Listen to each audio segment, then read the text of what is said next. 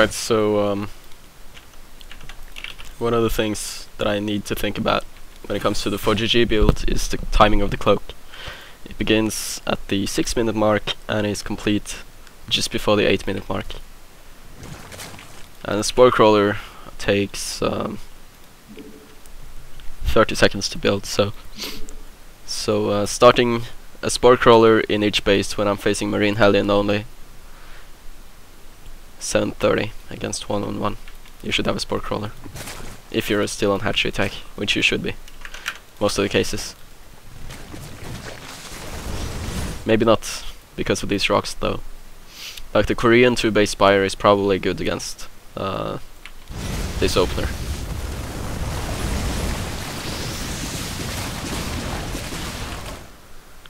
But yeah, spores at 7:30.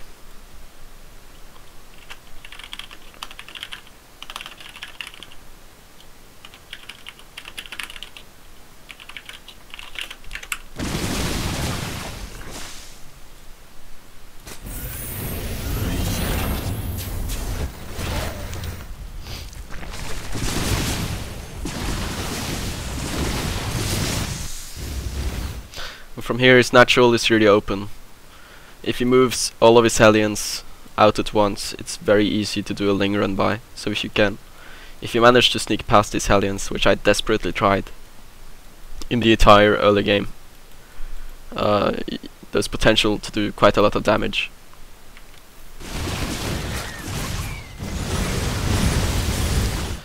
So I think when I saw this, I probably should have taken this base even sooner.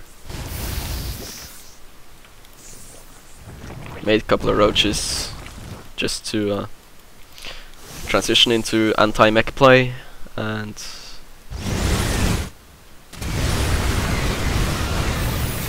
yeah, even just a standard roach baning bust would have done wonders here.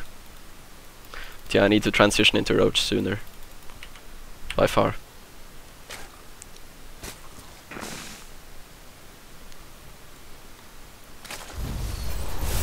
I feel like the 4GG build really crippled me a lot, so I was playing behind the entire game. That's not really the primary reason I lost this game. I was probably being too aggressive with my ultras. I should have just spread creep like a madman, taken my half of the map and denied this 4th base. And just massed up some crazy ultra bling army.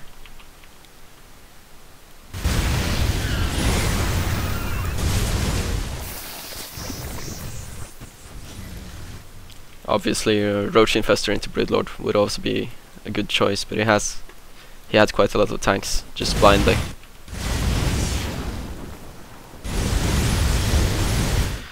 So the things I need to work with the most is my anti-Blue Flame Hellion.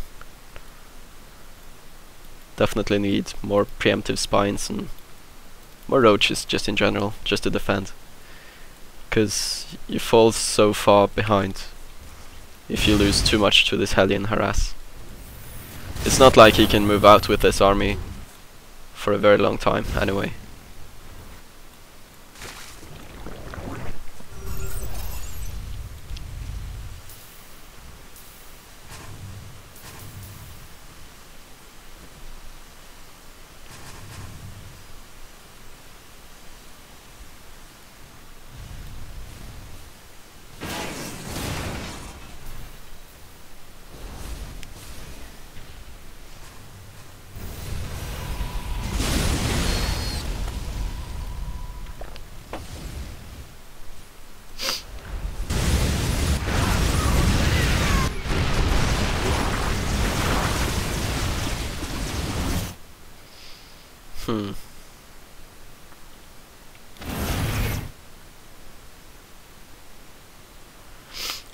Probably should have tried to localize. When I do an attack, I think I need to localize the immobile core of the mech army.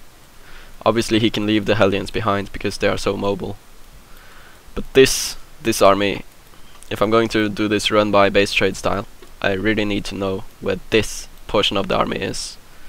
So I guess that's going to be something to focus on for the next games.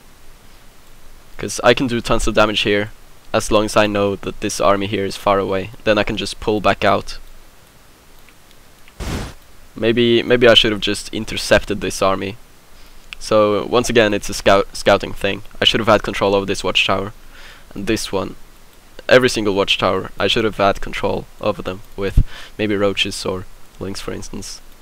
So I could see that this was all he had in the center. And it's a quite strong army, but I think if I sent all my ultras here, if my creep spread was just a little bit better, you could, for instance, catch this army off guard. So you can sort of force him to pull back with an army like this.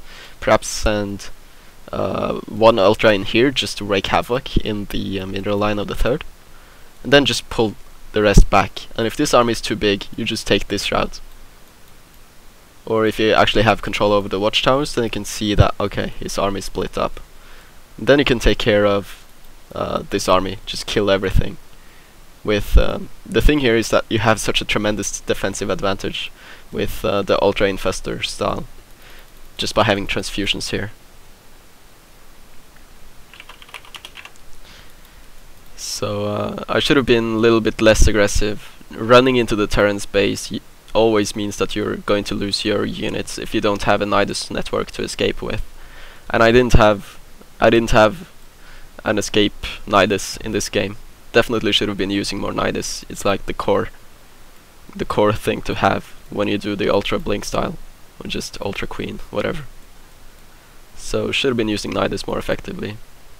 Like, why not take a base here, plant a couple of spores and spines and make a Nidus worm. So some really good ideas for the next game. Sounds like you were drinking those yogurt tubes. I was drinking green tea, so I apologise for the drinking noises. But primarily I need to plant those spores at 7:30 so I can be prepared for the 4GG build, and then handle the Hellions